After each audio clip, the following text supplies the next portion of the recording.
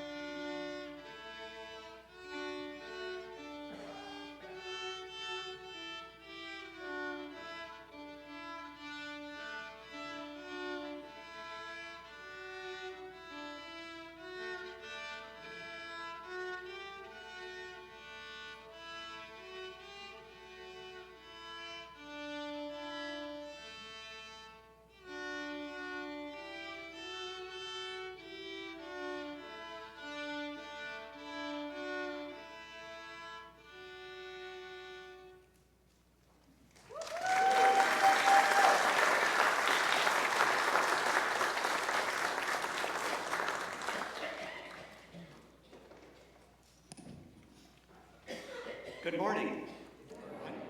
My name is John Mihalevich. My pronouns are he, him, and his. And I'm Gallion, and my pronouns are she, her, and hers.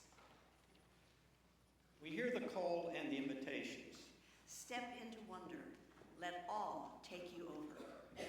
Practice compassion. Practice joy. Rest is resistance. Listen with the eyes of your heart. Share and receive the stories of our lives. Dance with the voices of our ancestors. Let the way of love lead us. Love is the ground.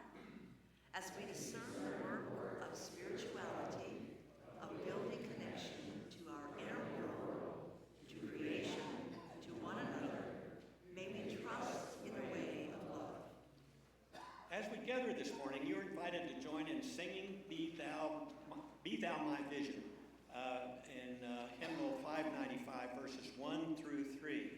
The lyrics are in the hymnal or on the screens. If you're in person, we invite you to stand as you are able. If you're joining us online, we invite you to sing loud and strong from your couch, car, or wherever you are. We welcome one another as we join our voices together wherever we are.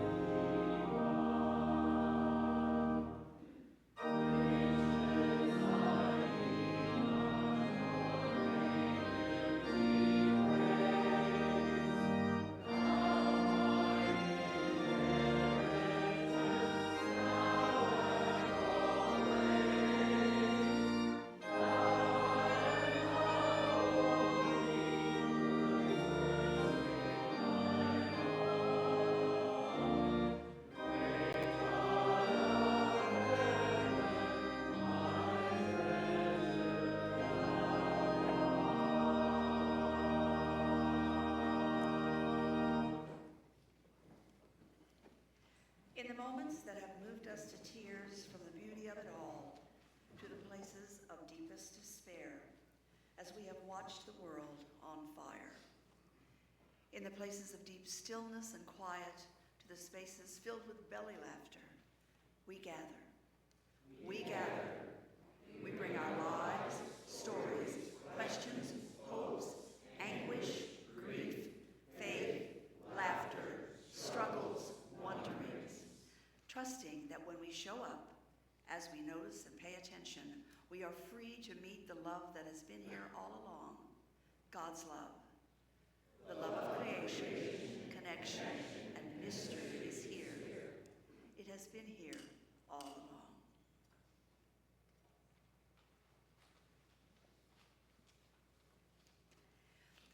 May this light center us and remind us now, we are light.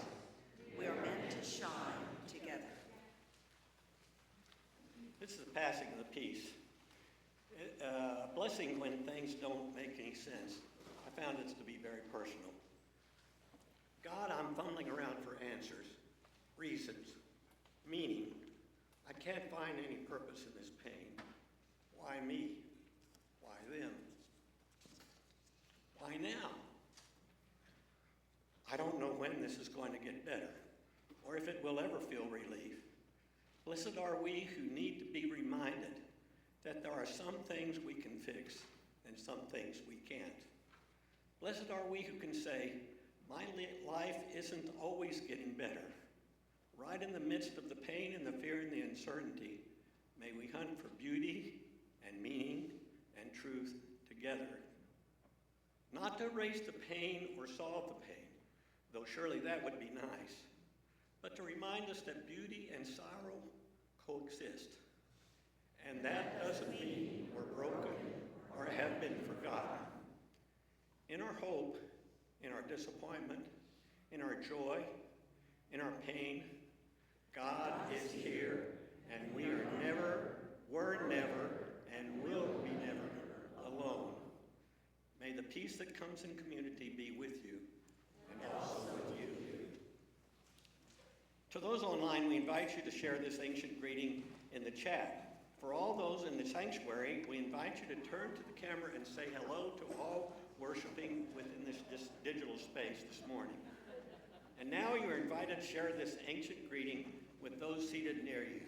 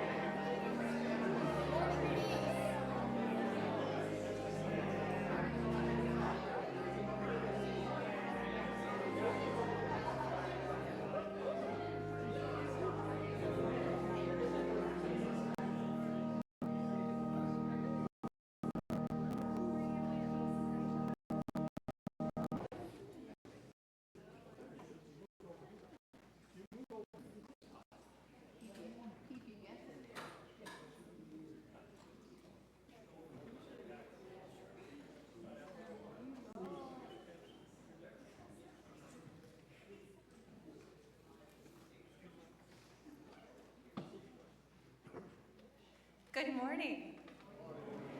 Good morning and welcome to National Avenue Christian Church. My name is Pastor Jen. My pronouns are she, her, hers. It is my absolute joy to get to say welcome to this day. It feels like maybe the seasons are changing. There's a lot of sun and goodness. And already this morning there has been so much sweetness and goodness. So I hope you're getting to savor a little piece of that this morning, wherever you find yourself. A reminder that whether this is your first time, whether you haven't been in a while, you're here always, whatever, you're here today. Thank you for being here in this place, for being with us online. This moment truly comes to fullness by all of us. The questions we bring, the wondering that we share, our faith, our doubt, all the things that we bring to this moment. So thank you for greeting, for singing, for praying, or just showing up. You did it. Thank you. It's a gift to get to share this time together. We'll share the fullness of things about the life of our community a little bit later, but just a quick reminder now, a way to orient the space. You can check in with this QR code up here or on the pews in front of you, and that will take you to some of the links to tell you a little bit more about who we are, about this community, and ways to connect to us. We are in a series right now, We Are Church, and today we'll hear glimpses from spirituality and what that looks like and ways to connect in that way.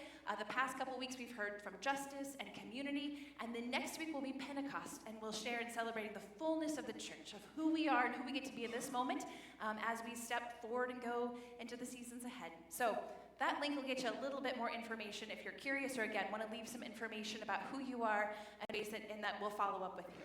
Another way just to get to know the community, to step in, Tuesdays at 10:30, we share in coffee just down at Travelers in the back room. If that's not a good time or space, if you leave your name, information, we'll find another time to be together. The final note I'll make about communion is just a reminder that we share communion by intinction, and we'll say more about that if that's something new to us or to you. I did want to go back to that slide. Many of us have known and loved and cared for Joan for years. And boy, if you're in our Facebook group to see the way she impacted, she was our dear Joan, and the ways that so many of us, from books that she shared to ways she called and checked on us and loved us, she was a pillar and a fierce anchor in this community. And to see the fullness of that has been chilling, beautiful. It feels like a very big loss this week. And we knew she was entering into the final season of her life. Many of us have said, boy, it felt quick. But we know that she had the gift of dying in her home, peaceful, and getting to be surrounded by so many of you that brought meals and loved and cared for her. And our hope is that she felt the love that she shared with us. We will have a celebration of her life. I believe it's Friday, June 25th. I'm thinking without a calendar, so don't write that down. We will share that, but no next month. We will have an opportunity. The family is working on planning for us to get to share memories and celebration, and that will be here at National Avenue in June. So stay tuned for more on that. And if you can't be there, I'm mindful again of so many wonderful words and ways that we can share that with her family so they can know. So stay tuned. But for today, we just hold and speak the name of Joan with deep gratitude that we knew her and got to be in community and church with her.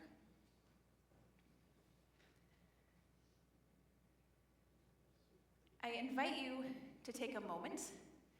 I'm going to close my eyes. It might be that you look down. Whatever posture is good for your body. You know that, trust that. As we sit with the memory of Joan, of the grief that we carry, of the laughter that has filled this place, as we feel the warmth and love of community of being together, we take a moment just to connect with ourselves, to check in. If it feels okay to say, how do I feel? What do I bring to this space? No judgment, no need to change. Just let it rise and sit with it for a moment.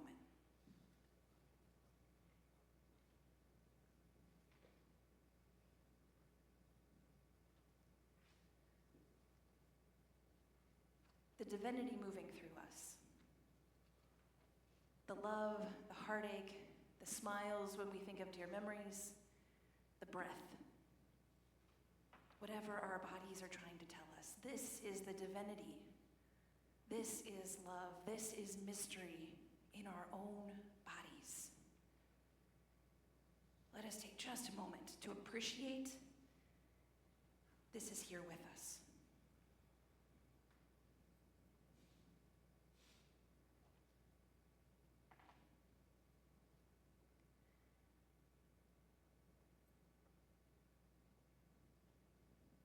As we turn our attention to ancient words and stories and scripture, as we consider all the ways that this inner world that we're coming to know, moving towards ebbing and flowing, as we hold all of that space, let us remember we can come back to our breath at any point, that we feel a little untethered, stirred, or just to celebrate that this is right here. This pause, this love. It goes with us and is with us always.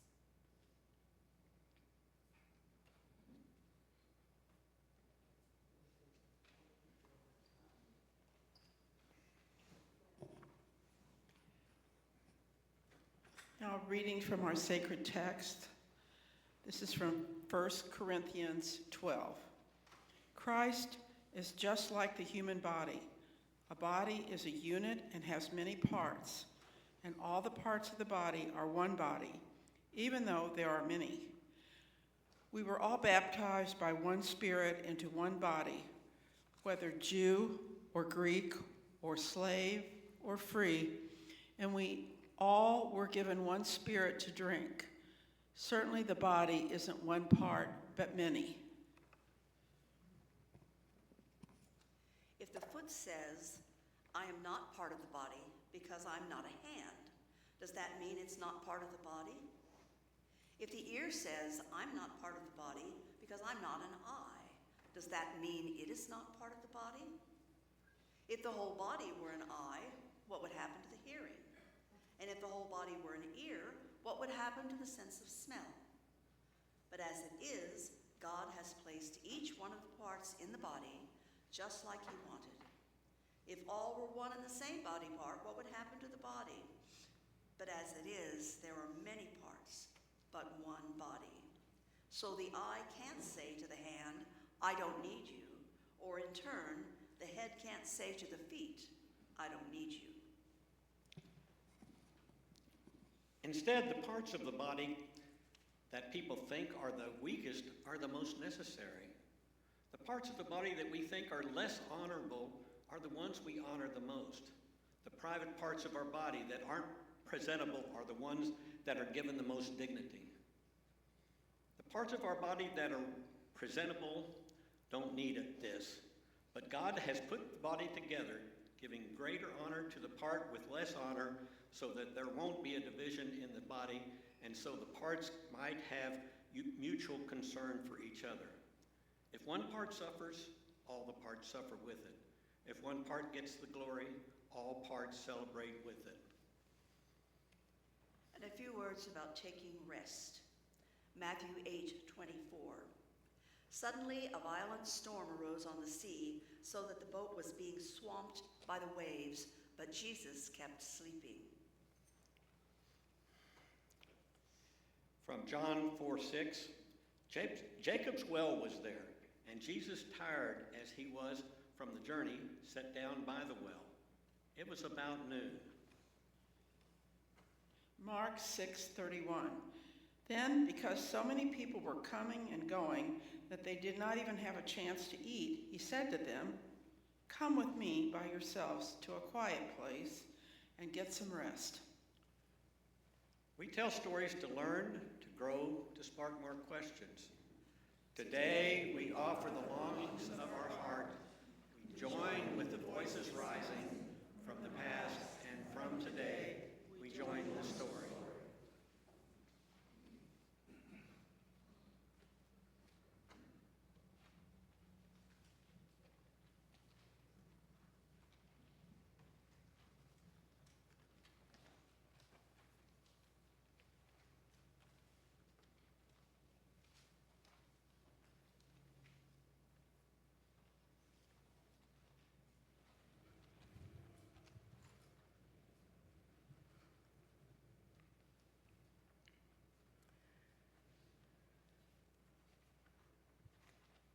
We are mindful today that our community feels different. We are grieving. We feel a significant loss in the death of Joan Young. Joan lived her faith in a way that made so many of us feel really seen and heard. She took a genuine interest and welcomed so many of us. She knit us together with stories and ideas, attending to people's needs. What a gift it has been to experience love through Joan Young. As we enter this time of prayer, we are mindful of the many things we bring to this space, from the end of the school year to grief to joy. We take a moment of silence, of pause, to acknowledge what is stirring in our bodies.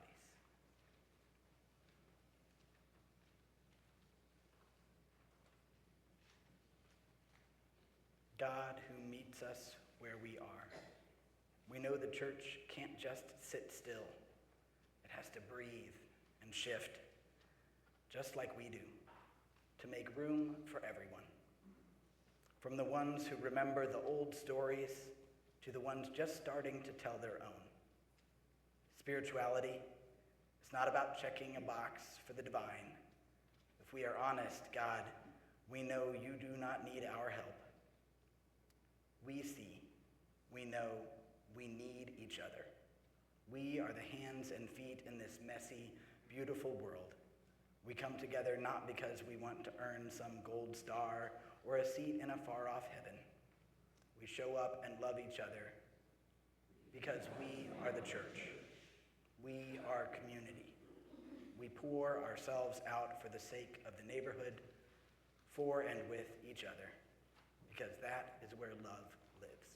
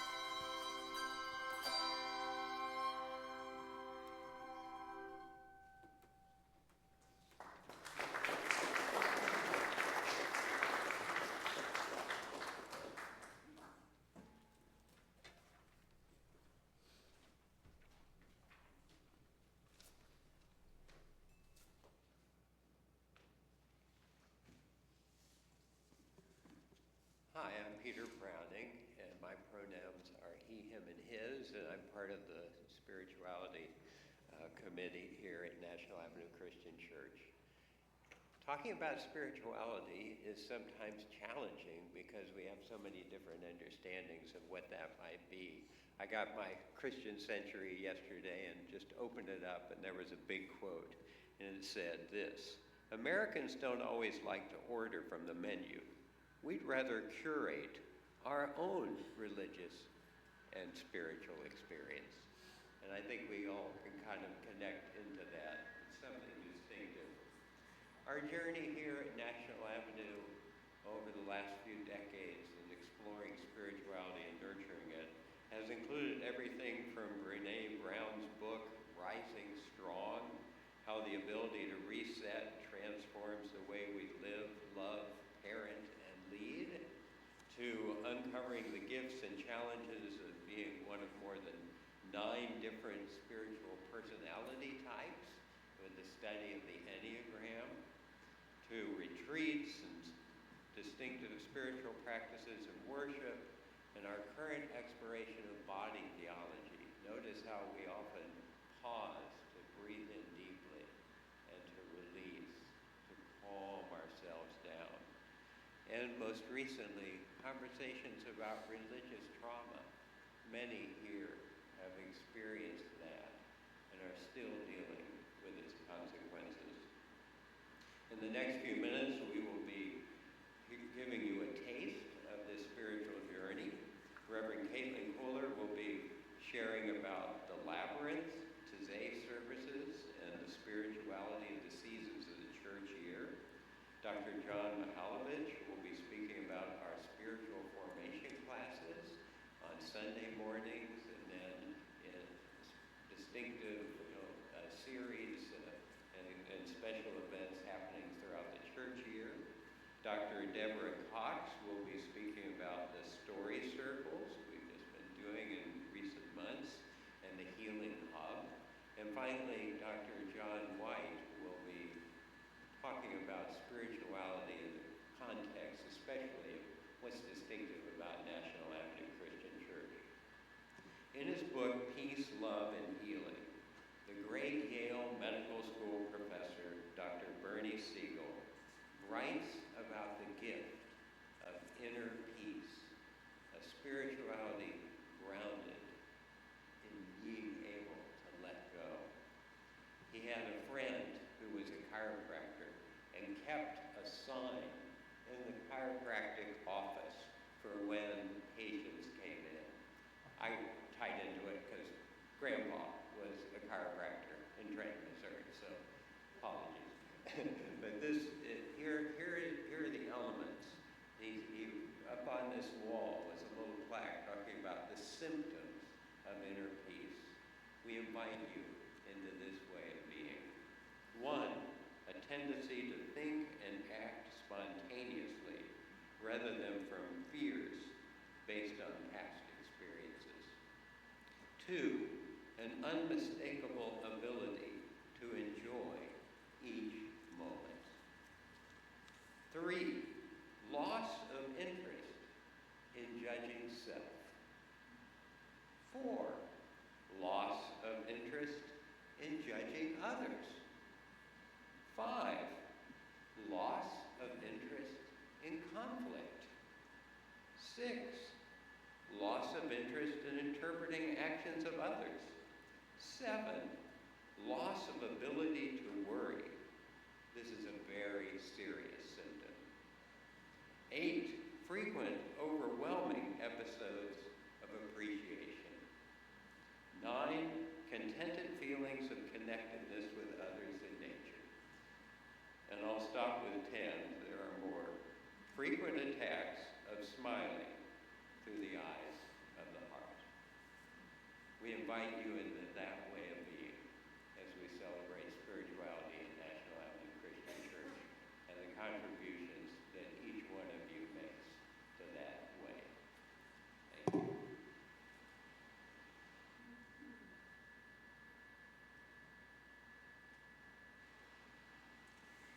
Good morning. My My name is Caitlin Keller, and my pronouns are she, her, hers. The liturgical year are the seasons of the church. Labyrinths and Taizé-style worship are three of the deeply spiritual and contemplative practices that we share together here at National Avenue.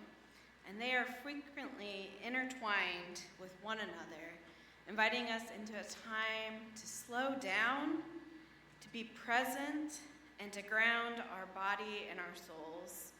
And they are a part of our spirituality here. I'm going to start with the liturgical year. This is the way of living out the life of Jesus Christ and the history of the church. And these seasons guide us through the life, the ministry, the death, and the resurrection of Christ. We begin our church year actually in Advent, which is the first 4 Sundays before Christmas. And this is a time of anticipation and preparation for the arrival of Christ. And this is a time where we gather looking at hope, love, joy, and peace together as a community. Then we have Christmas, the celebration of the nativity scenes and of Jesus' birth that runs from Christmas until January 6th, which is Epiphany. Epiphany is the revelation of Christ as the light of the world, and this includes the visits from the Magi and the baptism of Jesus and his early ministry, those early miracles that Jesus performed. And the season of Epiphany runs from January 6th until the start of Lent. Now you may remember we recently went through Lent. Lent and Holy Week are a season of intense discipleship, self-examination, and sitting in our faith. We remember that Holy Week recalls Jesus' final days, his crucifixion, and his death. It's important to know that Lent is 40 days in remembrance of Jesus' 40 days in the wilderness. And then we get to Eastertide.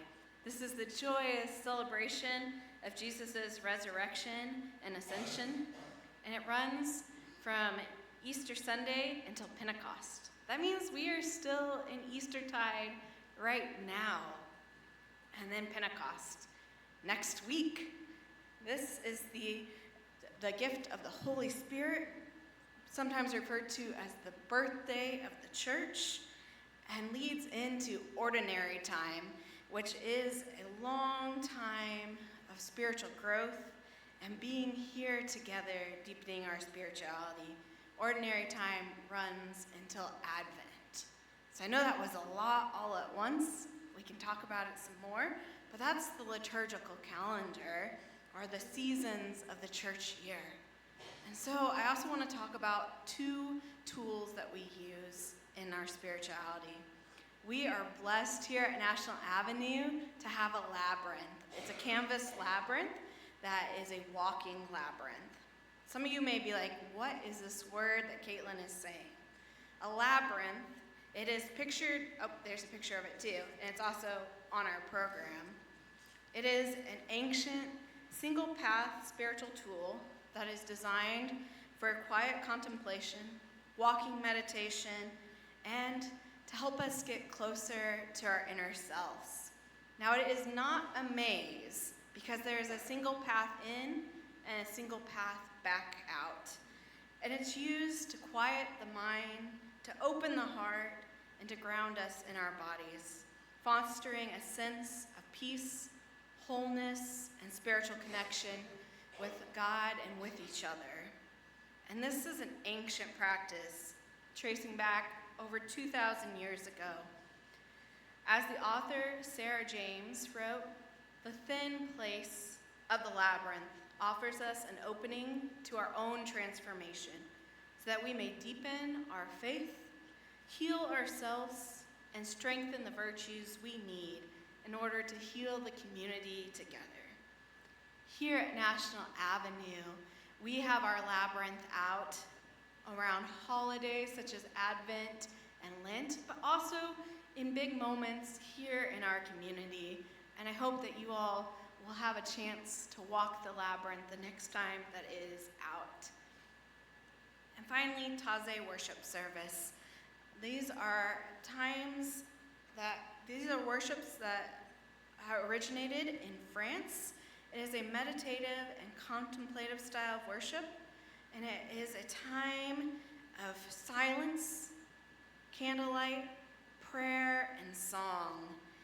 This involves chants that are deeply meditative and repeated in a mantra-like style, and it's a community gathering.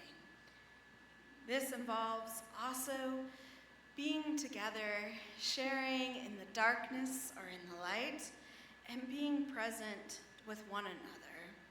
Together, all of these three elements bring together our spirituality in ways that we can focus on our inner spirituality, to be in community together, to carry out worship here at National Avenue.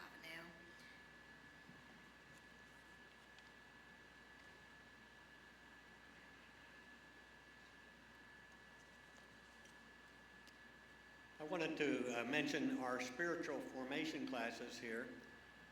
We have several opportunities for spiritual formation here at National Avenue. There's many opportunities from classes on disciples' identity, how progressives read the Bible, classes during Lent or Advent, art classes, and others that pop up throughout the year. I've just mentioned a few of them. One particular one, Christian nationalism, which we had recently also. On Sunday morning, before worship at 9, there are what used to be termed Sunday school classes, but really that's such an inadequate term. These are clearly spiritual formation classes. There are story keepers for kids, coffee and conversation in the downstairs conference room, disciples on the edge, and other opportunities that pop up. Just a couple of minutes about the Disciples on the Edge class. I forget how long we've been members of the church. Don and Wanda know when we both joined the same year, but at any rate, I started coming to this church for the Disciples on the Edge class. And we attended that regularly for a while and then joined the church. I found the Disciples on the Edge to be truly what it said it was, disciples on the edge, asking questions that were tough and seeking answers that were difficult on these theological issues. Over the years, we've discussed such topics as Buddhism, series on Thich Nhat Hanh, series on mystics and homegrown mystics, a recent series on Mary Magdalene, a current series on Honor Thy Stranger, all delving into aspects of how we might broaden our faith and understand it better. I found these to be very helpful. But there's something else that grows out of these spiritual formation classes that I've found also helpful. It's a sense of community in these gatherings, a sense of being in a faith community, part of a larger faith community in the church, of course, but a much more intimate gathering of a group of fellow believers and fellow questioners. And I think that's the real value in these spiritual formation classes is understanding and being part of this faith community. Thank you.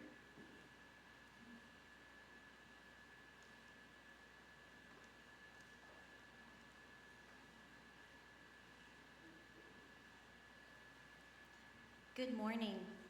I'm Deborah Cox, and my pronouns are she, her, hers. I'm honored to be talking about a few interlocking pieces of work taking place here at National Avenue within the Spiritual Collaborative. These pieces are Story Circles and the Healing Hub. I'll start with this second piece because of its potential size and scope, and then talk about Story Circles as part of this larger work. Many of us come to National Avenue with a history of religious trauma. We have sought sanctuary here from harmful doctrines. We were taught to fear eternal damnation and fear our very bodies with their emotions, needs, and desires. We were abused by clergy or by parents who believed they had to break our spirits. We were shunned because of our gender or sexuality. We were silenced because of our womanhood. Many of us ultimately lost any desire to hold a faith or be part of any faith-based organization. Enter the Healing Hub. This is an idea that now is a group actively working to create safe context in which anyone can find community for recovery. We define religious trauma or spiritual inclusively and abuse, implicit or explicit, invasion or manipulation that takes place in the religious system or religiously based maltreatment in families or relationships within that system. It might be obvious, like being abused by a church leader, or it might be subtle, baked into the theology of a culture, like being raised to believe your emotions are untrustworthy. But no matter how explicit or implicit your form of spiritual hurt, the effects can include all those symptoms we see in other distressing experiences: anxiety, fear, panic, feelings of being bad or unlovable, depression and negative beliefs about self and others, cutoffs from family or community, avoidance of all types of faith symbols or ideas, sense of estrangement from divinity or goodness, outrage with despair, having no hope of repairing the connection with other people involved in the trauma or the theology, grief or loneliness because of disaffiliation, a sense of disorientation in the world. We collectively, as a healing hub, have agreed that religious trauma is pervasive and has an overall separating effect in our wider community and world, which we feel is opposite the message of love we seek to embody. The Healing Hub plans various types of programming to address religious trauma or church hurt. These events and offerings will be available to anyone who seeks help with or a clearer understanding of what has happened to them. We believe these offerings, which include storytelling, will not only help people individually on their healing journeys, but also the whole of us as we move toward relational repair in a world that polarizes and pulls us apart. Stories connect us because they contain our authentic selves and vulnerabilities. The state of hearing and being heard is right at the center point of what Judith Jordan and others call mutual empathy, and it's the foundation of life-giving, health-sustaining relationship.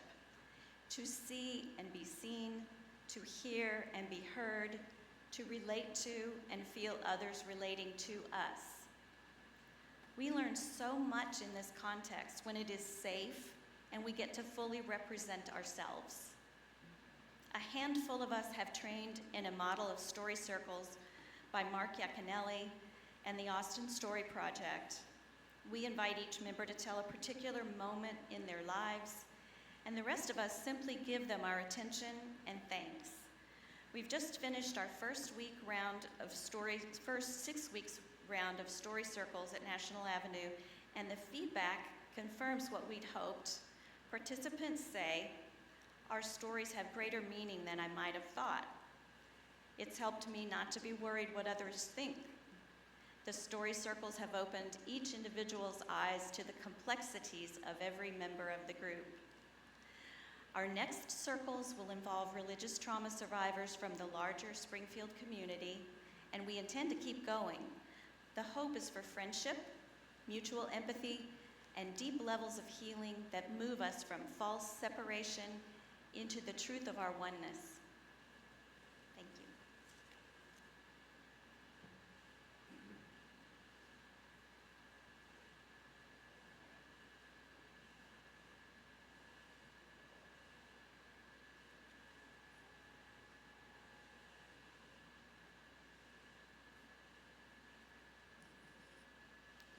My name is John White. My personal pronouns are he, him, his. I don't know how many of you have seen the movie Moonstruck, but at one point the grandfather of the family says, "Somebody tell a joke."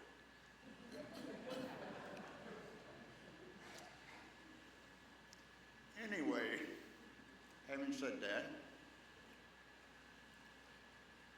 spirituality is, of course, obvious in our outreach programs, work for the immigration, trying to be there and when people are incarcerated, that's spirituality. Being present for people who are homeless, trying to be there in certain respect, or low people who need some kind of support from cross lines and so forth. All those things are valuable. But let's talk about just our internal, the stuff we know inside. Communion, the table. It's an open table. What's that mean? I don't know. I've heard often enough from Ashley and Jen enough. I sort of finally got it.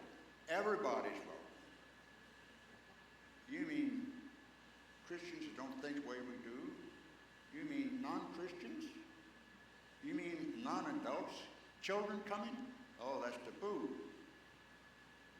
All are welcome. If they are members of a different religion, all are welcome. That's what we're talking about in terms of spirituality and openness. Now, let's talk about this other thing about saying personal pronouns. I had a little bit of trouble with that at first, but just right. The other is collective. We're all welcome. That then means in our individuality, all are welcome. Everyone who is very different. All of us have different God-given abilities and inclinations, but they are important. There are some churches, believe it or not, who do not have women ministers. There are some who will not ordain gays or lesbian people to the ministry because God wouldn't like it. And we can go on and on and on. This is a different church. Well, and we're not the only one. But this is the kind of church I want to be a part of. One in which we are all invited and all included. As churches, somehow, the church has always been on shaky ground. Why? Well, systemic evils of culture just creep in. From the time of Jesus, even before there were churches, it started. Disciples were arguing with one another who was the greatest. That's who really is in charge, who can dominate. And Jesus told them, that's not the way I think about God, boys. It's going to be like this. Whoever will be first among you has to be last of all. Whoever will be greatest among you must be slave of all. Be servants. Well, did they get that message? Well, look at what happened. Jesus had male and female disciples. And that was a big thing in those days. And what happened when we got into the leadership of the church? Well, there are different versions. But the version of the church that came down through history, and we know in our part of the world, is the men became leaders. The women were forgotten. Not one has ever made an apostle, or even called a disciple. Why was that? They obviously were disciples and should have been called apostles, people who were sent out to represent Jesus. It didn't happen.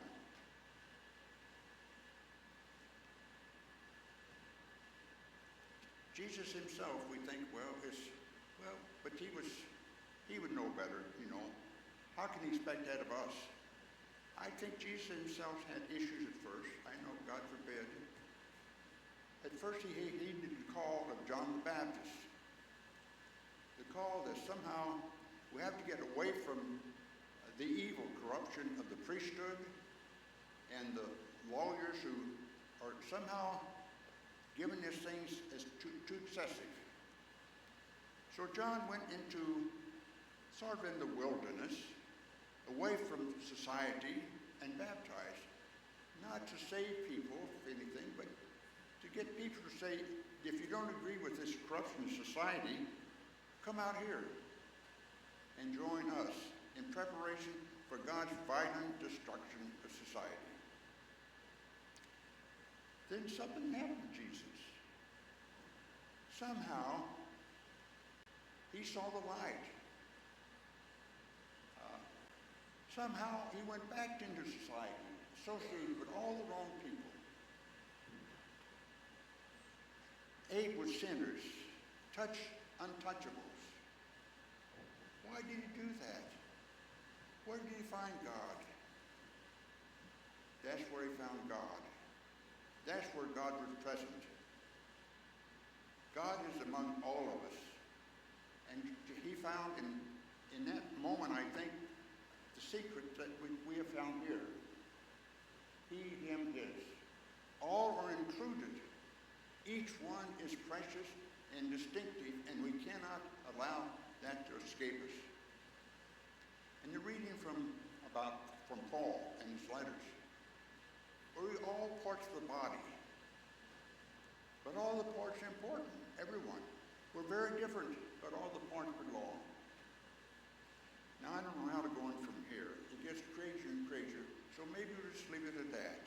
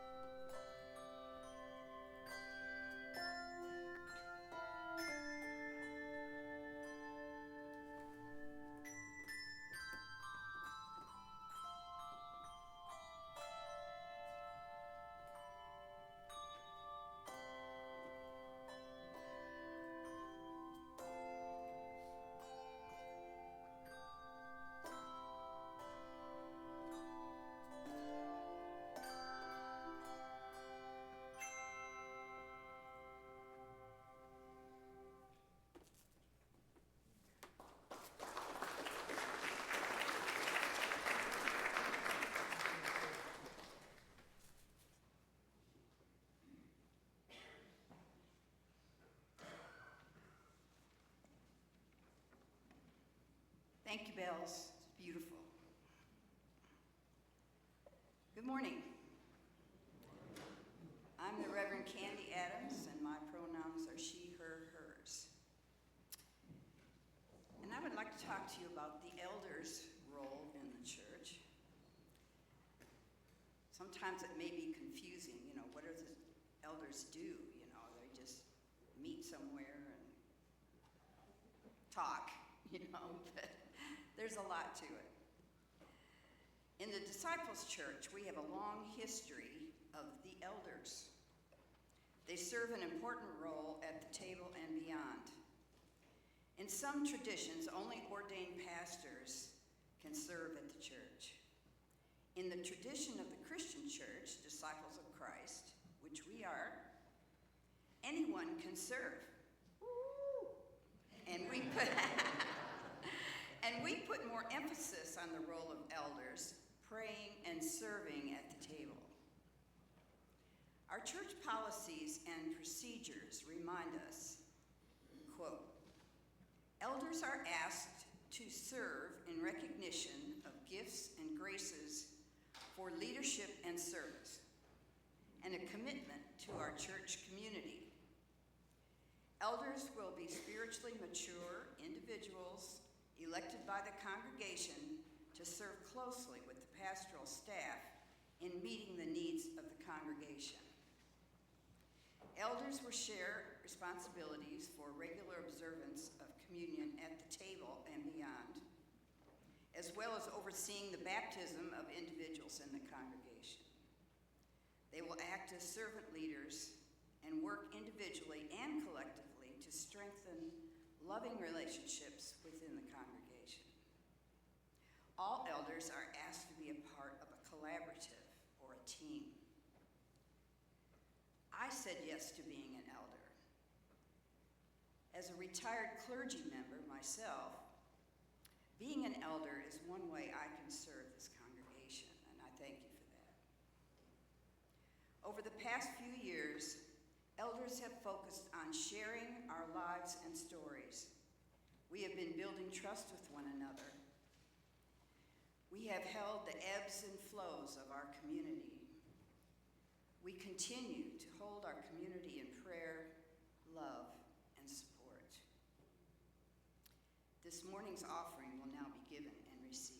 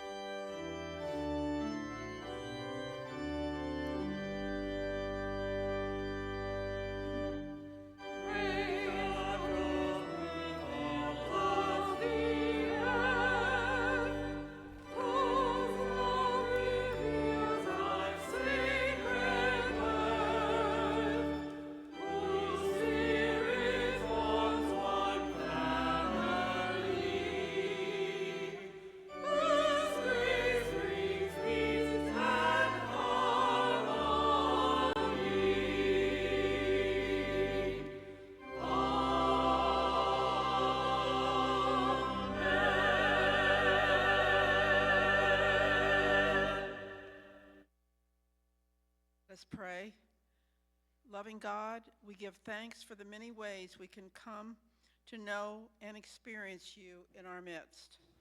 We give thanks for the leaders who find new and creative ways, and we look to ancient ways. We give thanks for the relationships that hold and keep us together. We know it is together we get to experience the fullness of love. We celebrate these gifts that help make all of this possible together. You may be seated. We heard it said in a lot of beautiful ways this morning. This table is a table we get to share. It is by our hands, our hearts, our minds, the eye of our heart that shows up here, that we get to bring this to the fullness of life. It's not one of us that's invited or gets to say who does or doesn't get to come. It's all of us. So thanks be to God, we get to share at this table. Here you'll find a little piece of bread on a toothpick, gluten-free, dairy-free, nut-free, so all can share. Still good, whatever's in it. And then there's a cup of juice that you can dip that in and leave your toothpick behind in the trash bowl of love. And then Pastor Ashley and I will come forward. If you would like to remain seated, we'll bring communion to you. We hope those sharing with us online have something, again, a reminder we're connected in all space and time as we share together at this table where all are welcome exactly as we are. Let us share that together this morning. I want a story big enough to hold all our stories. Big enough to hold the deepest despair and unspeakable joy. Big enough to drown out all the fear-mongering. Big enough to birth hope irrepressible. Big enough to move us toward our neighbor's need. Big enough to change the world. I want a table big enough to feed the world. Big enough to fill the emptiness, not just in our bellies, but also the hunger of our hearts. Big enough to hold us in community. Big enough to end our endless greed for more power and prestige. Big enough to overflow with gratitude and generosity. Big enough to change the world. I want a love big enough to save us from ourselves. Big enough to end our self-destructive misuse of the planet. Big enough to reveal the way to liberation. Big enough to free us from the need to judge others. Big enough to teach us acceptance of one another. Big enough to change the world. We gather in this story at this table with this love. On the night of his arrest, Jesus shared a meal like this with his companions. He took bread, blessed it, broke it, and gave it to his disciples, saying, "This is my body, which is given for you. Do this in remembrance of me." After the meal, he took the cup, blessed it, shared it, poured it, saying, This cup that is poured out is the new covenant. Here we remember his story, his table, his love. And we give thanks that, big or not, we are enough to change the world. Let's pray. Gracious and loving God, we come to your table today not as individuals alone, but as one united body, the church. As we break this bread and share this cup, knit our hearts together in love and service. Remind us that we are not just a building, but a living sanctuary. May this holy meal nourish our souls and strengthen our fellowship. Help us to share your grace, seek justice, and embody the love of Christ in everything we do.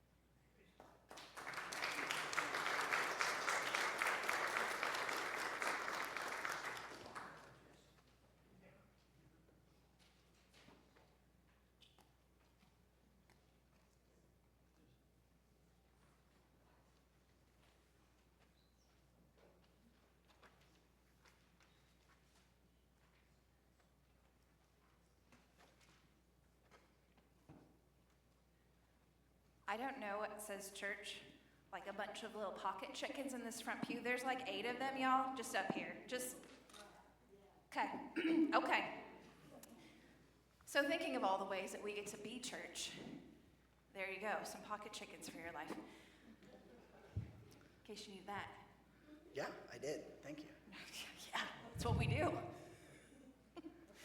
A quick word before we say all the things. We have highlighted so many beautiful parts of spirituality. What a gift is music, and especially this morning for the bells, choir, Kirsten. Oh my gosh, what joys. Appreciate you all. Jonathan, John. And Fiona. And Fiona. What a gift. Music as a part of spirituality that we just got to rest in today. Thank you for the beautiful melodies and gift today. Yeah. And thank you to our tech crew and to everyone who joined us online or in person, because we are all church together, not one of us alone. As part of that thought, as we think about the ways that we can go and be church in the coming days and weeks and months, we are in a period of nomination, which includes self-nomination for our leadership teams. So you've been hearing about some of those different opportunities. We will continue to share about some more of those. But if there's one that strikes your fancy, you can nominate yourself. And if you get a phone call from someone, know that that means that somebody else has nominated you as well. So some of those other ways that you can serve besides the elders that Candy told us about, we had the personnel team is one of the opportunities to serve our church. And there are, in the avenues and on Facebook, we've got some kind of bullet points about what those positions are a little bit more like. Yeah, and you can always call and ask us for more information. Yeah. You can stop in the board if you want to see those live and in action today. We will be meeting in the parlor. Typically we meet on the second Sunday, but Mother's Day last week. So that is happening and is open to anyone who wants to pop in and hear what's going on. Yep. We've already mentioned it once, I think, but Pentecost is next Sunday, and we are celebrating with a fish fry. And also, we oftentimes wear red for Pentecost as kind of a birthday celebration of the church. You're not obligated or required, but that's what some people will be doing next week. Also, I heard there'll be hot dogs and vegetarian hot dogs. So if you want to come and you're like, no about fish, encourage you to try it. And there will be vegetarian options as well. And folks can bring other items if they want to bring some chips or some dessert or something like that to share with folks as well. Yes. On May 31st, we'll be gathering and going to the park after church. Families are included. Really, this is anybody and everybody wants to go play in the park. We're going to bring our own picnic lunch. You can bring something to share, but then we'll head on over to Phelps Grove Park. And we're a little bit less than a month away from our Pride Fest, June 13th, here in the square in Springfield, the Greater Ozarks Pride Fest, and our organizing champion that is organizing with the other churches that are also involved is Doug Steere. He was up here leading a prayer this morning. There's Doug. He met with folks on Friday, and know that there's some links that are going to be coming out for the Sign Up Genius to be able to sign up. Sorry, Matt, it's Sign Up Genius. That's going to come out this week in Facebook and in the avenues, so watch for that if you'd like to sign up for a time slot on that. And if there's anything else that you'd like to help contribute to that, talk to Doug. Faithful Allies will be back this year, and you'll start to see this hit hard this week. For those who have done it before, who've done the training, you don't have to do the training again. We're inviting folks. It's a great chance to get to know each other. It'll be June 2nd. The training will be at the venues this year. We're working with Josh there, is helping to coordinate that alongside me. So we're going to get that off and running into this week. You'll see a lot more information about that, but just a beautiful way. A Faithful Allies is one who, especially at Pride, stands in the midst of if there's unkind, hateful, whatever, we just block it. And then we try to spark joy with lots of different things. So from bubbles to bubbles literally in your face sometimes, to dancing, so a plethora of different ways. So anyway, if you're curious about like, hey, I want to go to Pride, and here's a way I can show up in a very meaningful role, stay tuned for more information. But Faithful Allies, for those that have heard of it, coming back, and we'll say more into the weeks ahead.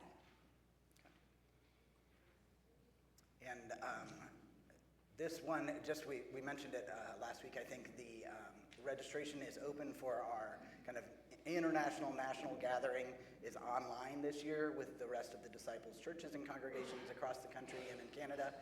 So if you'd like to join that, the registration is open to join for those online sessions. So as we go out and be the church, we're going to invite us to sing Be Thou My Vision again, just the first verse, one verse. So we'll stand and join our voices together once more before we leave this place. Invite you to stay for coffee, lingering conversation, but let us join our voices one more time. Verse 1 of Be Thou My Vision.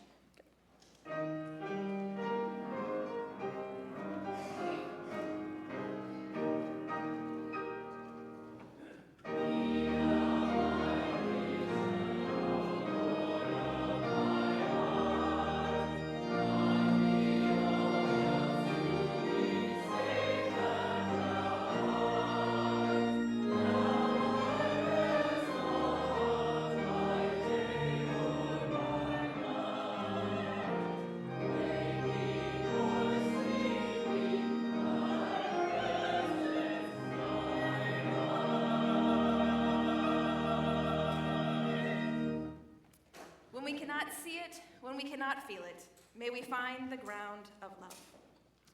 May this love, always waiting, always accessible, the love Jesus lived, taught, practiced, and shared, guide us on our way. May it be so.